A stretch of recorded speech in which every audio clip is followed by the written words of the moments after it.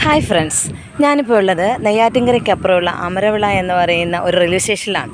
അപ്പോൾ ഈ റെയിൽവേ സ്റ്റേഷൻ്റെ പ്രത്യേകത എന്ന് പറയുന്നത് ഇതാണ്. നോക്കിയാൽ ആ ഒരു ക്യാബിൻ, ഇങ്ങനെ ഷീറ്റ് കൊണ്ട് മറച്ചൊരു ക്യാബിനാണ് ടിക്കറ്റ് കൗണ്ടർ.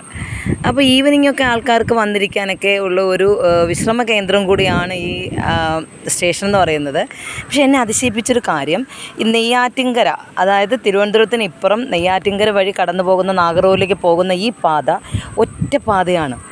ഞാൻ ഇതുവരെ വിചാരിച്ചിരുന്നത് ഡബിൾ പാതയായിരിക്കുമെന്ന് തന്നെ വിചാരിച്ചു. നോക്കൂ, നാഗർകോവിൽ വരെ ഇപ്പോൾ ഒരു ട്രെയിൻ നാഗർകോവിലും തിരുവനന്തപുരത്തേക്ക് വരുന്നെങ്കിലോ, തിരുവനന്തപുരത്തേക്ക് നാഗർകോവിലേക്ക് പോകണമെങ്കിലോ സ്റ്റേഷനിലുള്ള ഡബിൾ പാതയിലൂടെ മാത്രമേ ക്രോസിംഗ് എന്ന സംവിധാനം, എനിക്ക് തോന്നുന്നു വർഷങ്ങൾക്ക് മുമ്പ് നമുക്ക് തിരുവനന്തപുരം മുതൽ കാസർഗോഡ് വരെയുള്ള ഒരു സംവിധാനം ഇങ്ങനെയായിരുന്നു.